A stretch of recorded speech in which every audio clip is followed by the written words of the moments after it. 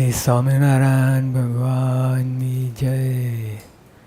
સ્વામિનારાયણ હરે સ્વામી વાત કરી છે, ભગવાનના સ્વરૂપની નિષ્ઠા થઈ તેને સાધન સર્વે થઈ રહ્યા, બાકી કાંઈ કરવું રહ્યું નથી. જો પહેલા પ્રકરણની 123મી વાત. ભગવાન સ્વરૂપની નિષ્ઠા થઈ તેને સાધન સર્વે થઈ રહ્યા, બાકી કાંઈ કરવું રહ્યું નથી. જે નિષ્ઠાનો જ ખેલ છે બધી. આ સત્સંગમાં નિષ્ઠા વગર તો કાંઈ મેળ પડે નહીં, રખડી પડે. નિષ્ઠા વગર અને બીજા નિષ્ઠા થઈ, મહારાજ સ્વામી સિવાય બીજા નિષ્ઠા થઈ તો પણ બહુ ઉપજે નહીં, બરાબર છે.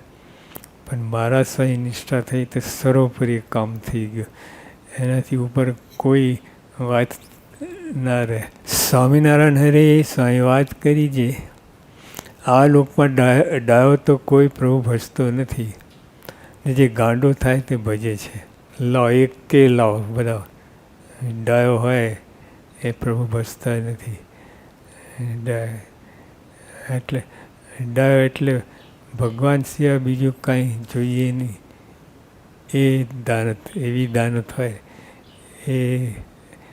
એને ડાયો ગણે.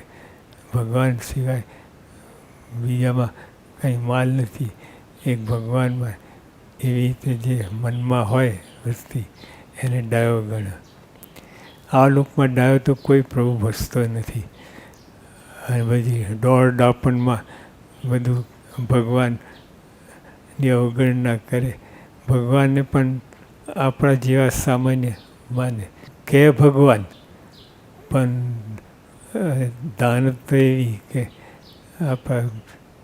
આ ભગવાન છે, આ યોગી બાપા છે, આ પ્રમુખ સ્વામી મહારાજ છે, આ શાસ્ત્રી મહારાજ છે, આ શું ફેર. એટલે બહુ ભેગા રહે ને ત્યારે ગણતી ના રહે, મહિમા ઓછો થઈ જાય. સહેજે સહેજે મહિમા ઓછો થઈ જાય, ડાઉન થાય, ધીમે ધીમે થાય. લાંબે ગાળે ના થાય, લાંબે ગાળે થાય પણ ધીમે ધીમે થાય. એને ખબર ના પડે, તમને ખબર ના પડે અને મહિમા ઓછો થતો જાય. સ્વામિનારાયણ હરે સ્વામી વાત કરી છે, બાજરો ખાઓ ને પ્રભુ ભજવા, બીજું કાંઈ કરવું નથી. ને રોટલા તો ભગવાનને દેવા છે, સાધુને દેવા છે, તે દેશે દેશે ને દેશે. જો આપણે ભગવાનનો આશરો હોય, ભગવાનની આજ્ઞા, તો ભગવાન તો બીજું મોટર ગાડીને બંગલા ના આપે, પણ રોટલું તો આપે જ, જેની જરૂર છે. બીજો અબજપતિ હોય તો સોનાની કઢી ખાતો નથી, એ તો કઢી છાશની જ કઢી હોય. અને હીરાના કટકા કરીને વઘારીને શાક બનાવે એવું નથી હોતું.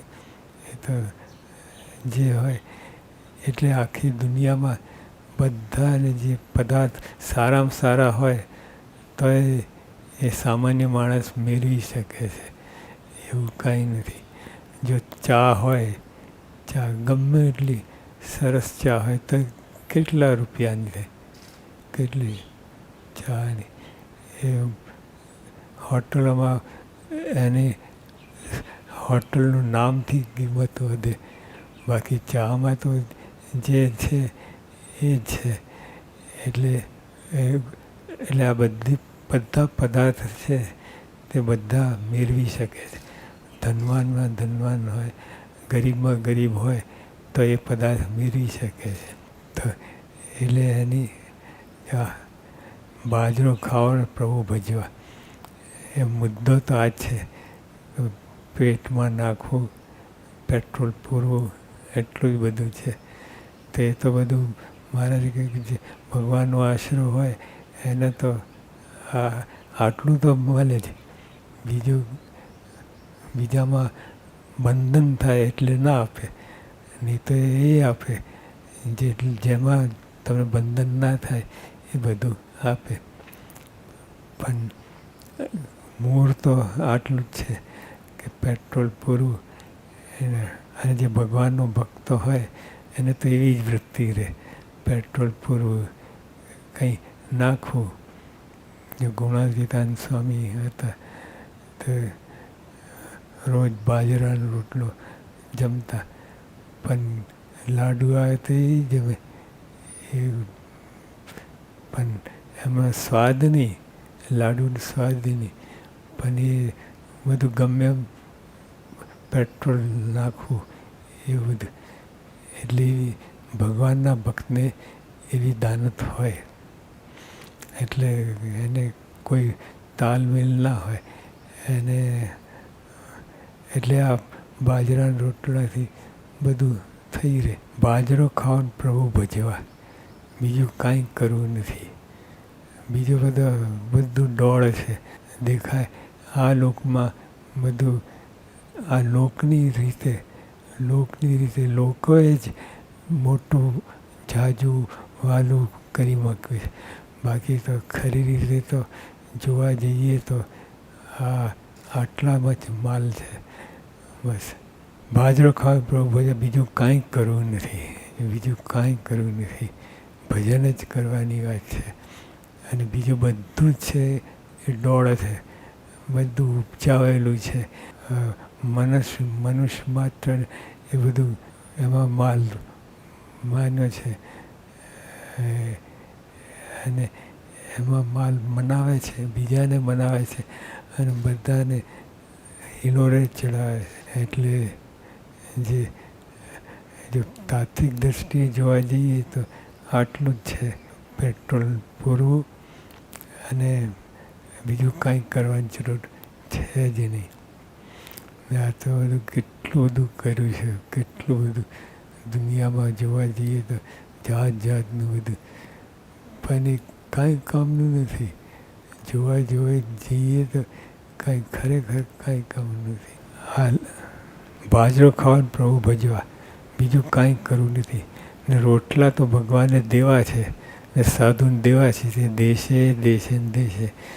જે જેટલું જરૂરનું છે, અત્યંત જરૂરનું છે, એ ભગવાન તો આપવાના જ છે. ભગવાનનો આશરો છે એટલે એટલું તો કરશે જ ભગવાન. બીજું મોટર બંગલા નહીં આપે, કારણ કે એ બંધનકારી છે, પણ જેટલું જરૂરનું છે એટલું તો આપશે જ. સ્વામિનારાયણ હરે સ્વામી વાત કરી છે, ધર્મશાળાના કામમાં માણસે બહુ દાખલો કર્યો તે અમે રાજી થયા. ધર્મશાળા બંધાતી હતી એટલે આ મંદિરો બંધાય, આ કામકાજ, મંદિરનું કામકાજ, બધા મકાનો બંધાય, એટલે તો અમે બહુ રાજી થયા. ધર્મશાળાના કામમાં માણસે બહુ દાખલો કર્યો તે અમે રાજી થયા. બહુ રાજી નહીં, અમે રાજી થયા. તે ભગવાન રાજી થઈ રહ્યા એટલે અમે રાજી થયા. એટલે ભગવાન સંબંધ છે, સ્વામી ને મહારાજ બ્રહ્મણ પ્રભુ ગાઢ સંબંધ છે. એટલે જે સ્વામી જેટલું કર્યું અને જેમાં રાજી થાય એટલા ભગવાન પણ રાજી થઈ જાય છે. ને આવા સાધુનું દર્શન તો પંચ મહાપાપને પણ બારી નાખે એવું છે, પણ એવો મહિમા નથી. ને એવો મહિમા હોય તો અંતરમાંથી આનંદના ફુવારા છૂટે. જો મહિમાની વાત, પદાર્થ એ છે, તત્વ એ છે, બધું જ એ છે, પણ મહિમાની ખામી છે. જેટલો મહિમા સમજાય એટલો આનંદ આવે, આનંદનો ફુવારો છૂટે. મહિમા નથી. જો આપણે પણ પહેલાં યોગીઓ પણ પ્રમુખ સ્વામી મહારાજના જોગમાં આવ્યા તો સામાન્ય મહિમા હતા, પણ પછી જેમ એમના ઊંડા ઉતરતા ગયા, એમના ગુણો, એમના મહિમા વિશેષ જણાતું જાય, એમાં આપણને આનંદ થતો હોય છે. પણ એ મહિમા છે અમુક સુધી પહોંચે ને પછી અટકી જાય છે. ચાલુ રહે, મહિમા વધતો ને વધતો રહે એવું નથી થતું. અમુક સ્ટેજ આવે અને ત્યાં આપણે મહિમા ઠપ થઈ જાય અને બસ એમાં એ લેવલ ઉપર આપણે ચાલ્યા જઈએ. તો એટલે ખરેખર સુખ આવવું જોઈએ એ નથી આવતું. આવા સાધુનું દર્શન તો પંચમહાપાપ આપણે બારી નાખ્યું છે, પણ એવો મહિમા નથી. એવો મહિમા હોય તો અંતરમાંથી આનંદના ફુવારા છૂટે. જો આ સ્વામી ગુણાતીતાનંદ સ્વામી કહે છે, આ સામાન્ય સાધુ નથી કહેતા, જેને સાક્ષાત્કાર છે એવા સાધુ કહે છે કે જે એવો મહિમા હોય તો અંતરમાંથી આનંદના ફુવારા છૂટે. ખરેખર તમે એ લાયક છો, ફર્યા નથી અને તમે જ્યાં હોય બેઠા, પણ જો મહિમા સમજાય તો ફેર પડી જાય. આપણે એના આપણે ઘર એને આપણે જ્યાં રહેવા બધું એનું એ છે, પણ મહિમા સમજાય એ ફેર પડી જાય, ઘણો ફેર પડી જાય. અને આ તે કાંઈ વાતું છે? આ તો અક્ષરધામની વાતું છે, પણ સાંખેના કસર રહી જાય છે. ને સાંખેવાળાને તો આ લોક સર્વે નરક જેવું લાગે છે, પણ ક્યાંય માલ મનાય નહીં. ને આ કારખાનું તો સર્વે ધૂળનું છે, માટે તેમાં માલ માનવો નહીં. આ કારખાનું આ બધું જે આપણે દિવ્ય કહીએ છીએ, દિવ્ય છે, ભગવાન સૌને પામે, પણ તોય મારે કે એમાં માલ માનવો નહીં, ભગવાનમાં માલ માનવો, ભગવાન સાથે જોડાણ કરવું, ભગવાન સંબંધી બધું જે હોય એમાં જોડાવું. આ તો અક્ષરધામની વાતો છે, પણ સાંખ્યના કસર રહી જાય છે. સાંખ્યના એટલે સાંખ્યનો એક વિભાગ જુદો છે, જેમાં બધું નાશવંત જોવાની છે. બધું દેખાય, સાચું દેખાય, સારું મનાય તોય નાશવંત છે. એવું જ્ઞાન, એવી સમજણ હોય એ સાંખ્ય કહેવાય. ને સાંખ્ય તો આ લોક સર્વે નરક જેવું લાગે છે. સાંખ્ય જ્યાં સર્વે નરક જેવું લાગે છે. એકાંતિકના મતે પણ અનંતકોટી બ્રહ્માંડનું જે વિષય સુખ છે તે વિષ્ટા, તેની વિષ્ટા અને તેની વિષ્ટા એ બધું હોય. એટલે ખરેખર જ્ઞાની હોય એને તો બધું આ કાંઈ માલ મનાય નહીં, ચિતરી ચડે એવી. ને આ કારખાનું તો સરે ધૂળનું છે, માટે ત્યાં માલ માનવો નહીં. સ્વામિનારાયણ હરે સ્વામી વાત કરી છે, ભગવાનમાં અને સાધુમાં હિત રહેશે તો તેના ઉપર સૌ હિત કરશે.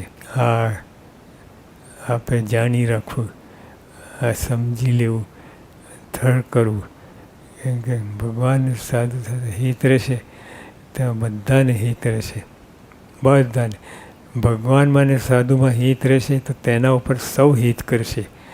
એથી પ્રતિકૂળ રહેશે તેને તો સૌ પ્રતિકૂળ થશે. અને ભગવાન સાધુ એમાં હિત રહેશે તો કદાચ દ્રોહ કરનારો હોય સાધુનો, પણ તોય એની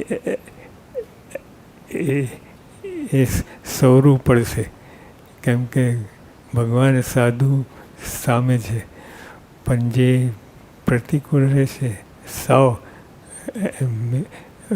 ઊંધું જ બાફે, ઊંધું કરે બધું, તો સ્વામી કરે તો એને બધા એને પ્રતિકૂળ રહેશે.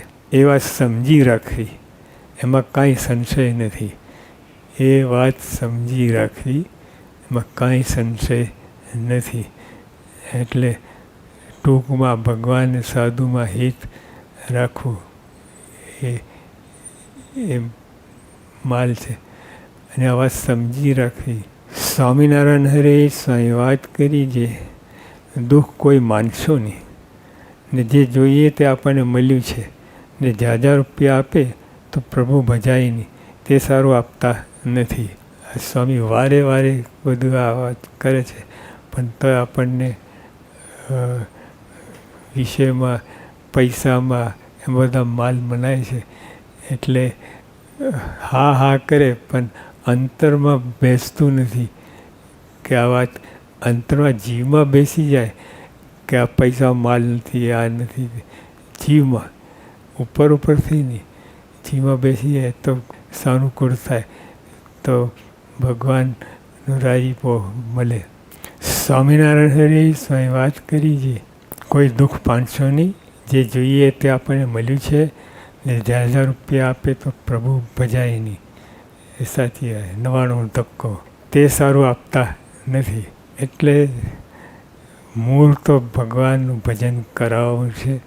અને સ્વામી તો કે લોઠાએ પ્રભુ ભજાય છે, તો મૂળ ભજનની વાત છે. તો ભજન જે રીતે થાય એ રીતે ગોઠવણ કરે અને આપણે પણ ભજન થવું જોઈએ. બીજામાં કાંઈ બીજો કરોડ રૂપિયા હોય પણ ભજન થાય તો સાચી વાત છે. 5 રૂપિયા હોય પણ ભજન થાય તો સાચી વાત છે. એટલે ભજનની કિંમત છે. આપણે ભજન સામાન્ય ગણીએ છીએ. આ બધા મારા ફેરવા અને આમ ટીંગાળીને ફરવું મારા, એ ભજન નથી. ભજન તો ભગવાન સાથે જોડાણ હોય એ ભજન. ભગવાનમાં વૃત્તિ, ભગવાનમાં દાનત, ભગવાન સર્વસ્વ માને એ ભજન. સ્વામિનારાયણ હરે સ્વામી વાત કરી છે, મહાપ્રલયના અગ્નિમાં પણ વાસના બળી નહીં. મહાપ્રલય તો કેટલું બધું કહેવાય. આજે પૃથ્વી બારવી હોય, પૃથ્વી સૌ તો કેટલો દાખલો કરવો પડે, કેટલું. ઓલા લોકો